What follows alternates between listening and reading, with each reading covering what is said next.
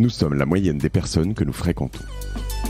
Avec Génération Do It Yourself, je vous propose de rencontrer ensemble des entrepreneurs, sportifs ou artistes qui vont littéralement faire exploser notre moyenne.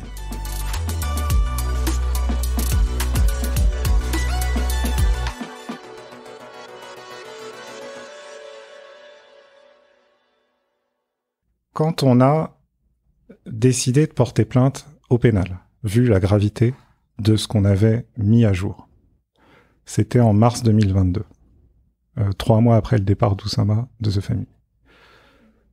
On s'est dit, maintenant qu'on a porté plainte au pénal, il faut contacter un par un les dizaines d'actionnaires des SPV qui ont été touchés, soit en tout, soit en partie, par les détournements qu'il a pratiqués de façon très libérale sur le compte en banque de cette société. Et donc Alice, moi et notre collègue administrateur de famille à l'époque, Younes, on s'est répartis 160 personnes pour des calls. On les contactait un par un, on leur proposait un calendrier pour qu'ils prennent rendez-vous, etc. Et aux 160, on leur a expliqué, voilà, les fonds sont partis chez Oussama. Malgré tous nos efforts depuis 18 mois pour obtenir de sa part des clarifications sur quelles actions exactement il a achetées, on n'a toujours rien. On a plein d'hypothèses, mais on n'a aucun moyen de favoriser une hypothèse par rapport à l'autre. Voilà, probablement les 3 semaines les pires de ma vie professionnelle. De prendre tous ces gens au téléphone, on a eu toutes les formes de réaction possibles. C'était extrêmement douloureux. Mais Alice, parmi son contingent d'investisseurs, d'actionnaires à appeler, elle est tombée complètement par hasard sur une dame qui lui a dit, donc elle a commencé voilà le pitch, on faisait un peu le même à tout le monde, on leur expliquait les trucs précisément. Elle dit, ah mais moi je t'arrête tout de suite. Moi je travaille dans la lutte antifraude. Je vais te dire ce qui s'est passé et tu vas me dire si ça correspond.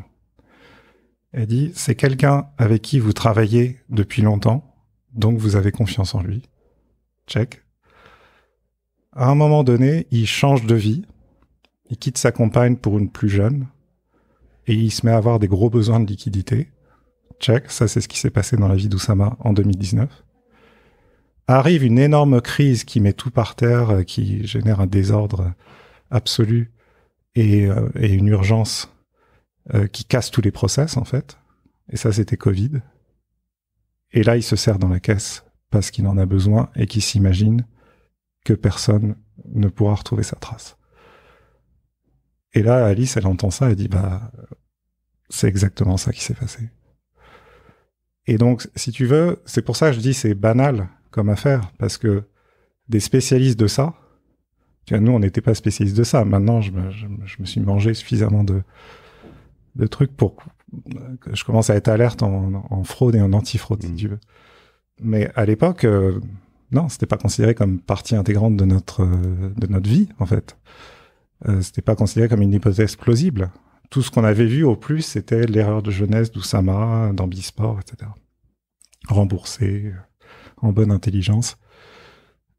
Donc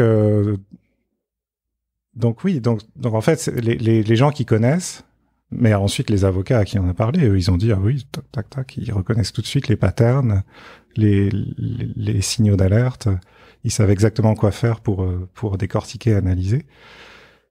C'est de la fraude banale, par quelqu'un qui est passé par tous ces états. Confiance, rupture, crise, opportunité. Les signaux d'alerte, il y en a que tu peux me partager, qu'on pourrait tous voir et que t'as pas vu à ce moment-là? Ou c'est quand même Est-ce que tu le vois de la face à un moment? En fait, moi, j'ai pas l'impression de m'être voilé la face, mis à part ce que je te disais sur les lignes de nage, c'est-à-dire on avait cette confiance et cette focalisation chacun sur notre versant du business, en fait. Néanmoins, donc les signaux d'alerte, c'est à l'été 2020, il se passe 2 trucs qui font qu'on se penche sur tout ça de façon, 3 trucs, de façon un peu plus rapprochée. Le premier truc, c'est qu'on sort de la crise aiguë du Covid, c'est-à-dire ça y est, on a réduit la taille de notre équipe, on est en train de finir de fermer tous nos locaux, on a trouver des bonnes bases sur lesquelles réorganiser l'activité de The Family en mode complètement à distance. Et voilà, on sort un peu la tête de l'eau, on respire et on commence à pouvoir se pencher sur du plus structurel. Ensuite, on change de directrice juridique. C'est-à-dire l'avocate qui travaillait pour nous faisant fonction de directrice juridique nous annonce qu'elle va continuer de travailler pour nous, mais à temps seulement très partiel, qu'elle veut rediversifier ses activités, sa clientèle, etc. Donc là, il y a une relève, en fait, qui fait que, on se dit, c'est peut-être le moment de remettre un peu tout ça à plat.